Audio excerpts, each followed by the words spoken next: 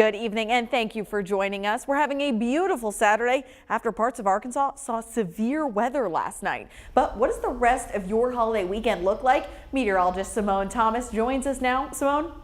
Well, I mentioned this morning, if you woke up with us this morning, that the weekend wouldn't be a total bust. We would have some opportunity for some sunshine, although it will still be a bit humid. Now, through the evening, we might see some storms coming off of what our friends off to the west of us are seeing. So right now, as you see, extending from north central Kansas down to central Texas, tornado warnings. And some of those storms might try to make their way into Arkansas overnight. Now, we don't have as high of a severe threat as they do off to the west, but we are tracking the potential for some of that rain to make its way into our neighborhood overnight. Right now, of course, still seeing much of a break across the state. A nice contrast from this morning where we were still tracking some of that rain, but as we continue through the evening, we'll see more of the clouds increasing after we saw a little bit of sunshine today. We could likely see some of that rain, if any, moves into the state after midnight before day Sunday, and that's threat for severe weather. Of course, again, seeing the heaviest threat staying off to our west, northwest Arkansas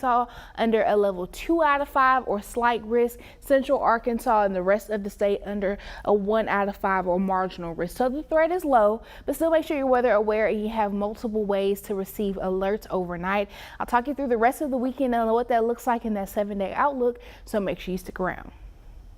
All right, thanks, Simone. Last night's weather may have contributed to a train falling off the tracks in Stuttgart last night. Union Pacific is now investigating why 40 cars derailed, with one blocking off Highway 79. THV11's Carter Thweet has the latest. Well, right here off of Highway 79 near Stuttgart is where 40 Union Pacific train cars went off the tracks Friday night, and one of them even went onto the highway, blocking traffic. Fortunately, there were no injuries or releases reported, and crews have been on scene since trying to clear the damage. You know, our role in this, of course, was to take care of the highway.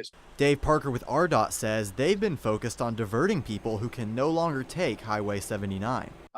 Getting any alternative routes to people in that area, the people who may be driving there, and that's what we were focused on. But others have been involved in trying to move the cars so that Arkansans can once again travel that stretch of highway. Get the railroad cars taken care of, uprighted or out of the way, and the cleanup is wrapped up. We also talked to a Union Pacific spokesperson who said an investigation into the cause of the derailment is ongoing. Parker said the same thing, but did add a working theory involving severe weather that took place Friday night. Initial reports were that it was because of high winds, but obviously there'll be more of an investigation into it. But that's the preliminary cause, is what we were told. Parker also offered a guess at when the highway might reopen. We'll make sure that it's, you know, in decent shape. There's nothing there that could create a hazard or safety issue for drivers, and then we'll reopen it. We're hoping it gets back to normal by later tonight. In Stuttgart, Carter Thweet, THV 11 News. Carter, thank you. Right now, RDOT is diverting Highway 79 traffic to Highway 146, and they aim to clear the train by tonight. We're going to continue sharing those updates on THV11.com.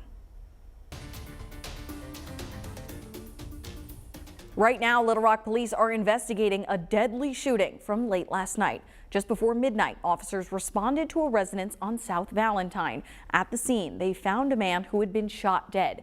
As police investigate, they're asking anyone with information to call in.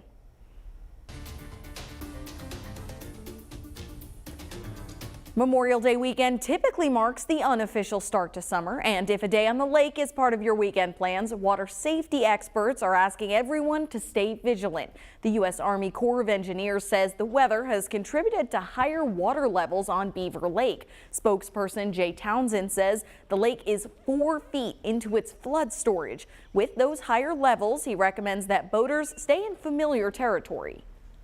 So you've just got a little bit of extra water there for folks to boat around on. But we still ask you to stick to areas that you're familiar with and the main channels, just so that you don't get too close to some of those edges where a few more things may be submerged. And if you'd rather swim, the Corps also has opened beaches to visit in the Arkansas area as well. This holiday travel weekend is already breaking records. Yesterday, the TSA reported screening a single-day high of nearly 3 million airline passengers. Christian Benavides has more on why we're seeing a record rush this Memorial Day weekend. Gridlock outside Los Angeles International Airport Saturday as millions of Americans travel to their destination this Memorial Day weekend. Long lines at Seattle Tacoma International. It's chaotic here. It's absolutely chaos. FlightAware tracked more than 8,000 U.S. flights delayed Friday, and the FAA is about 3,000 air traffic controllers short.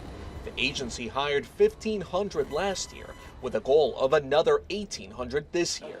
The nation's airlines expect to fly 271 million passengers this summer, up more than 6% from last year's record pace. We do have alternate strategies in the event that they do have a day or two where they don't have proper staffing, that we can mitigate that. The vast majority will drive to their holiday getaway this weekend. Gas prices are about the same as last year at $3.57 a gallon nationally. AAA expects this holiday travel weekend to break a 20-year record. Nearly 44 million are traveling at least 50 miles between Thursday and Monday. Mary Harrelson is driving with her husband, her sister, and their 5 young kids from Georgia to Pennsylvania. We are having to drive through DC, so we're going to hit some traffic, but we're ready for it. We mentally prepared ourselves. Monday is expected to be the busiest travel day on the backside of a holiday weekend. The unofficial start to the summer travel season officially underway. Christian Benavides, CBS News. Several industries across Arkansas and the country require you to pass a drug test for a job, and many companies still test for marijuana and THC levels. Even as cannabis gains more acceptance both medicinally and in some places recreationally, it's still illegal for people in certain jobs. Some might turn to products made from cannabis that don't get you high, but could they make you test positive even if you've never used the drug? A lot of the tests that are done analytically to confirm whether or not a person has used a drug can't really distinguish between CBD and THC. Tonight at 10, we talk to drug testers and other experts about the risks of using hemp-based products, even if you don't need to get regular drug tests, or even if you're just cannabis curious.